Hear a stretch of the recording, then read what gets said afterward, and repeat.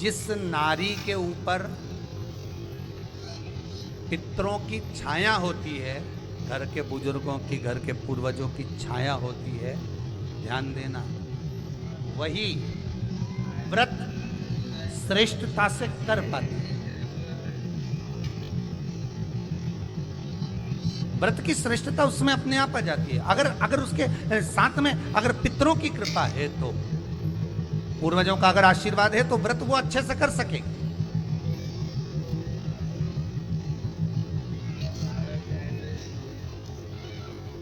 और सहज भाषा में समझ लीजिए, बहुत अच्छे से समझना इस बात को, कि मान लो, एक सरल भाषा में आप और अच्छे से समझिए उसको, बहुत अच्छे से,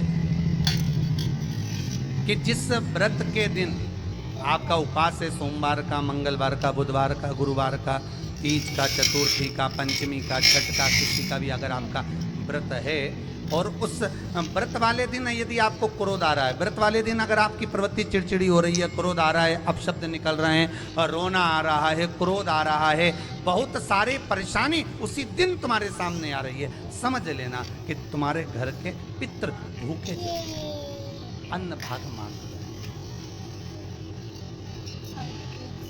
एक बात पहले भी कही थी, शायद आपको ध्यान में होगा, रात्रि को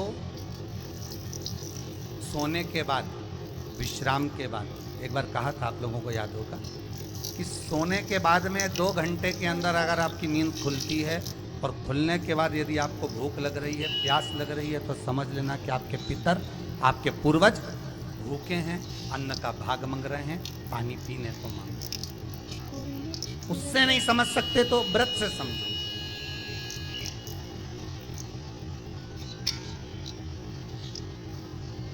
व्रत से समझो। मान लो आपने व्रत किया और आपकी प्रवृत्ति चिड़चिड़ हो रही है, क्रोध आ रहा है, अपशब्द निकल रहे हैं, ताने निकल रहे हैं, या कोई कुछ कहकर चले गया और आपकी आंखों में अश्रु भर रहे हैं, आपकी आंखों में आंसू आ रहे हैं, तो वो श्रेष्ठ व्रत नहीं हो सकता, उसमें दुख है।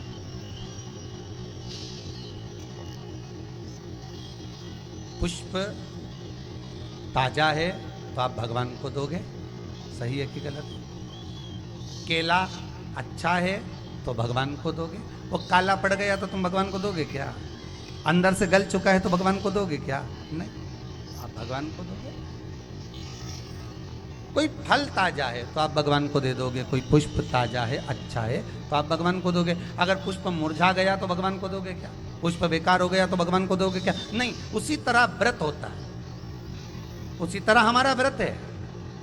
जिस व्रत में हमको क्रोध आ रहा है, जिस व्रत में हम चिड़चिड़े हो रहे हैं, जिस व्रत में हम अपशब्द कर रहे हैं, जिस व्रत में हमको रोना आ रहा है, जिस व्रत में हम किसी की बात का ठेस हमको पहुंच रहा है और हम क्रोधित हो गए, हम रो दिए, हम चिड़चिड़ हो गए, समझ लेना वो फूल मुरझा चुका है, वो व्रत तुम्हारा बेकार हो चुका है, उसको भगवान स्वीकार नहीं करेगा। और जिस व्रत में आपके चेहरे पर प्रसन्नता, हम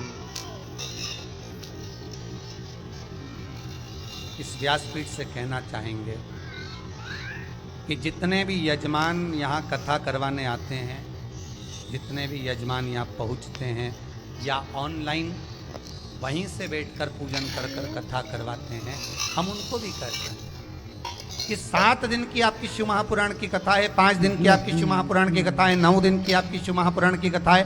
शंकर की कथा, चाहे भागवत कथा हो, चाहे रामायण कथा हो, रामचरितमानस हो, चाहे गीता हो, जिस पुराण को आप बचवा रहे हो, जिस पुराण को आप करवा रहे हो, जो करवाने वाला होता है उसके चेहरे पर स्माइल होना चाहिए, प्रसन्नता होना चाहिए। क्यों?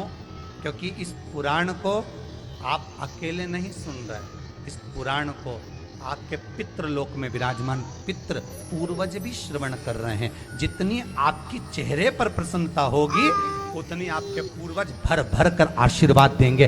7 दिन तक, जब तक आप कथा का रसस्वादन कर रहे हो, कथा श्रवण कर रहे हो, 7 दिन तक आपके चेहरे पर अगर प्रसन्नता है तो पूर्वजों का आशीर्वाद आप पर बना हुआ है, आप पर।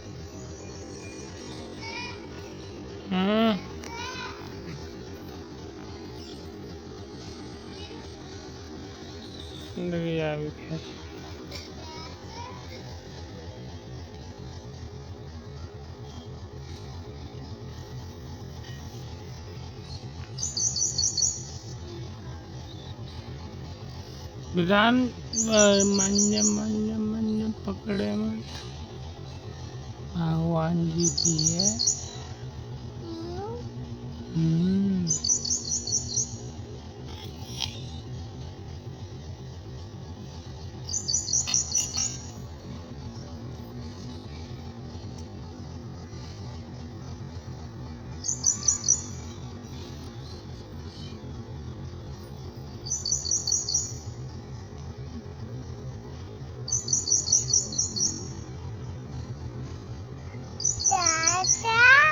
हम्म,